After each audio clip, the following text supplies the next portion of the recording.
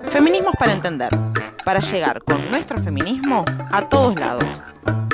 Hola, soy Eli Grandier y esto es Feminismos para entender, porque una de nuestras tareas como feministas es llegar a todos lados y que nos entiendan todes, porque así sí se va a caer. La sexualidad puntualmente de las mujeres ha estado sesgada a la procreación, reducida a eso. El régimen patriarcal y capitalista que nos impera hace siglos considera que las mujeres no podemos ser deseantes ni gozar en la sexualidad. Por el contrario, pone distintos dispositivos e instituciones en marcha para que nuestra sexualidad tenga fines de procreación de la especie y reproducción de las lógicas de dominación. Entonces, el acto sexual para el patriarcado debe limitarse al placer del varón, a tener hijes, al falocentrismo, a la heterosexualidad. Siglos atrás, las mujeres libres sexualmente, sabias al respecto y amplias en sus deseos y prácticas sexuales, eran las catalogadas brujas. Por mi parte, soy hija de una época donde el varón que estaba con muchas chicas era un ganador. Pero si las chicas hacíamos lo mismo, éramos catalogadas de rápidas, de putas. Entonces, ahora que entendemos cada vez más en la piel que lo personal es político, ¿qué pasa cuando volvemos a pensar en la sexualidad y el deseo?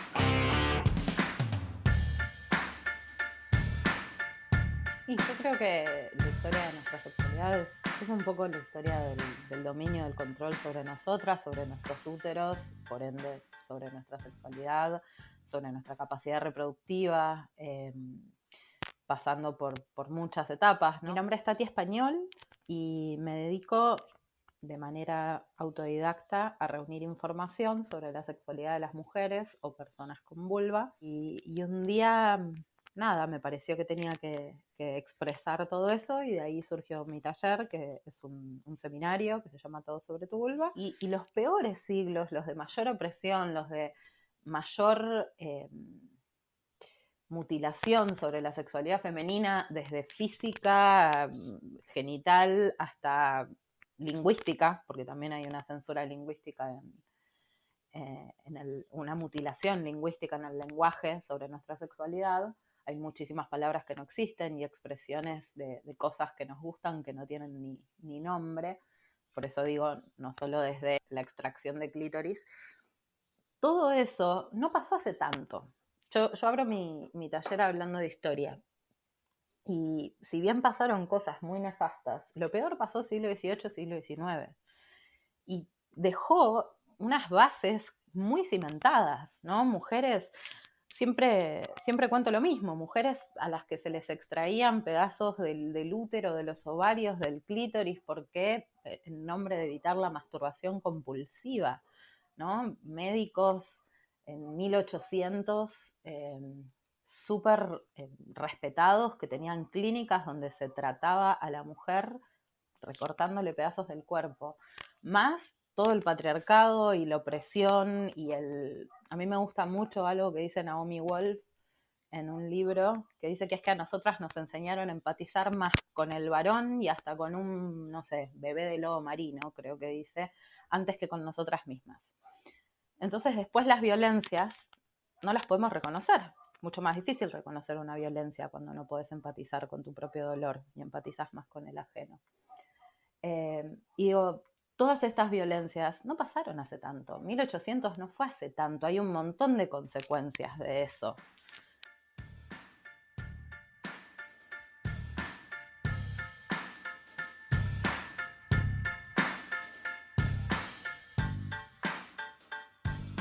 Yo creo que es el control de la no quiero decir natalidad, pero sí, ¿no? Desde el capitalismo como el hermano del patriarcado, el concepto de propiedad privada, y entonces, bueno, nada, la mujer tenía que darme mis propios hijos, entonces tengo que cerrar su universo sexual porque no quiero que venga con hijos de otra persona, y al cerrar ese universo, para asegurarme de que no venga embarazada otra persona, necesito que no sea que sea virgen, y lo estoy diciendo haciendo comillas con las manos. Y ese es el inicio de todo. De ahí viene todo, de ahí viene el mito de la virginidad, la penetración como única práctica sexual, ¿no? Lo que está ligado, la familia, a todo esto que estoy diciendo. Y todo lleva a la necesidad de controlar nuestros cuerpos. Que todavía tenemos, no sé, en la tele a gente preocupada por si te metiste la copita antes que un pito, como si meter algo en la vagina fueses a perder algo, ¿no? Esa es nuestra cultura. Y la preocupación porque entre o no entre algo dentro de la vagina, la seguimos teniendo hasta los chicos más chicos. ¿Por qué? Porque nos enseñan que la penetración es todo, es el todo. ¿Por qué? Porque la penetración es la reproducción y porque de placer se habla muy, muy poquito. Yo creo que obviamente que hoy en día hay prioridades. Las prioridades son evitar los embarazos no deseados y evitar la propagación de las enfermedades de transmisión sexual. Entonces entiendo que eso sea lo que más importancia se le dé, pero también pienso que un poquitito de placer deberíamos empezar un poquitito más, empezar a hablar de placer, porque también la conversación sobre placer es liberadora. Entonces, si yo empiezo a encontrar el placer desde mi lugar y no desde el lugar de mi amiga, mi prima, mi tía, mi abuela, mi madre, ¿no? Porque hay mucho de eso, de una búsqueda de lo que la otra persona quiere y no lo que yo quiero. ¿Por qué? Porque siento que mis deseos no son normales, no están bien, porque no encajan con el estándar de placer, porque hay un estándar, hay una medida, hay un guión en el placer hoy en día. Si yo no puedo como dejar ir esas ideas, dejar ir ese guión, me va a ser mucho más difícil disfrutar mi sexualidad. Y si me es más difícil disfrutarla, yo creo que me es más, no sé, que estoy menos libre en todo lo que respecta incluso a métodos anticonceptivos y a prevención de enfermedades de transmisión sexual.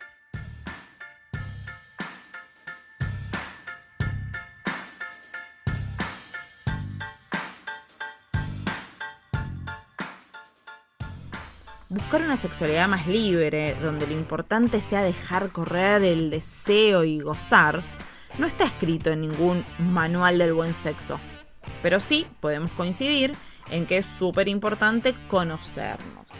Y aunque esto parezca muy básico, la realidad es que muy poco se nos ha enseñado a tocarnos, muy poco sabemos sobre nuestras vulvas, nuestro clítoris y el mundo entero que tenemos entre las piernas.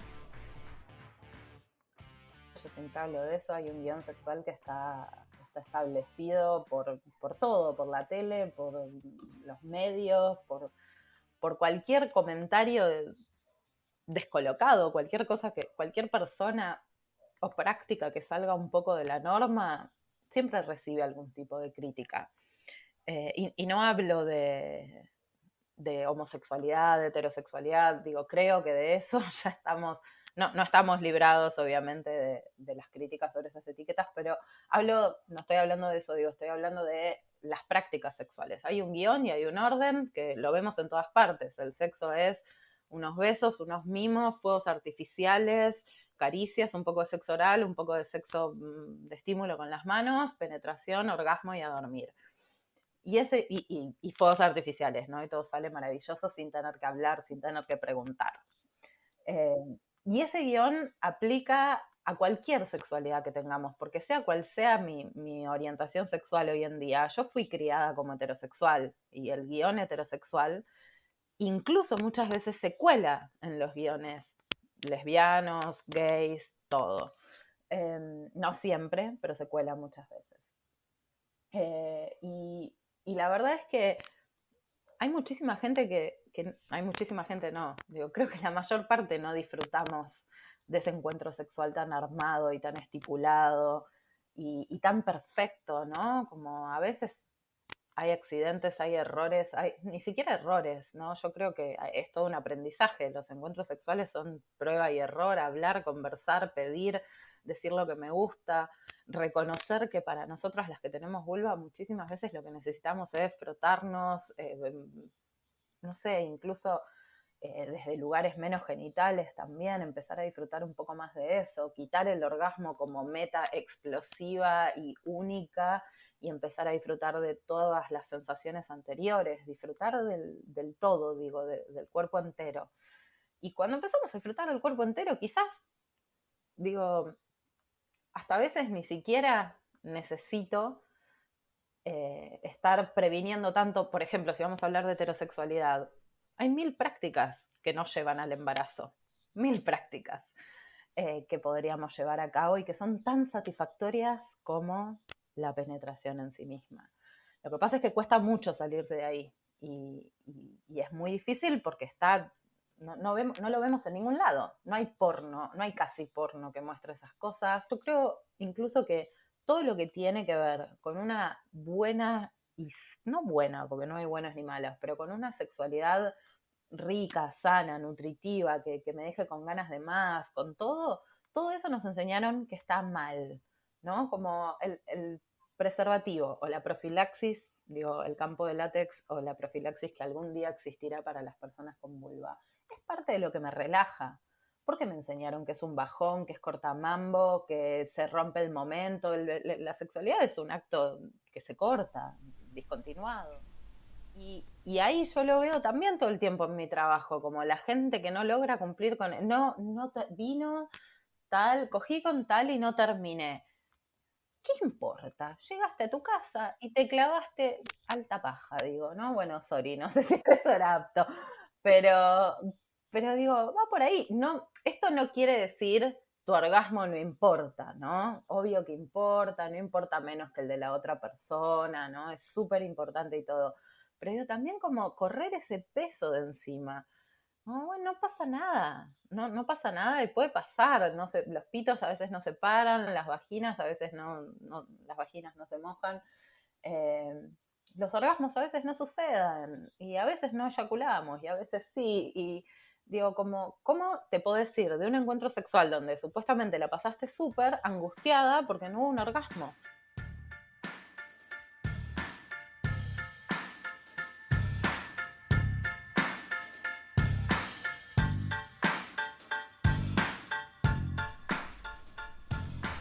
Con el paso del tiempo, y sobre todo la profundización de nuestras luchas, más libertades son conquistadas. Así y todo, cambian los mandatos y nuevas disputas entran en escena.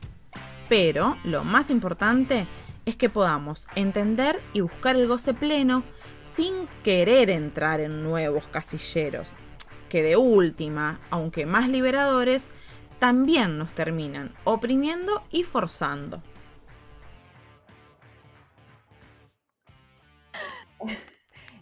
Creo que sí, que está todo más presente, siento que está mucho más aceptado hablar, pero a la vez también siento que un poco vamos como renovando el mandato, eh, que quizás lo que vamos cambiando un mandato por otro y que la sexualidad...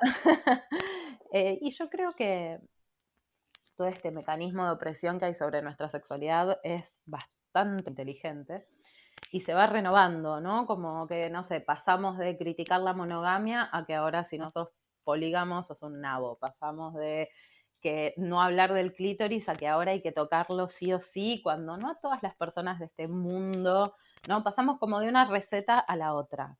Y yo creo que un poco la base es que no hay receta. Entonces, nos hace muchísimo, muchísimo daño y nos lleva siempre a esta idea de vernos y reconocernos como un fracaso en la sexualidad, en vez de decir, ¿sabes qué? No sé, ese rato que se frotaron contra la mesa mientras te sacaba el vestido fue espectacular. Tipo, quédate con eso, no sé, qué sé yo, es muy... Por eso digo, pasamos de un mandato a otro. Ahora el mandato es orgasmear o eyacular, o squirtear, o digo, antes el mandato fueron los multiorgasmos, antes el mandato fue el punto G, no sé, siempre hay alguno, siempre hay muchos. Mi nombre es Tati Español y me dedico de manera autodidacta a reunir información sobre la sexualidad de las mujeres o personas con vulva. Y un día nada, me pareció que tenía que expresar todo eso, y de ahí surgió mi taller, que es un seminario que se llama Todo sobre tu vulva.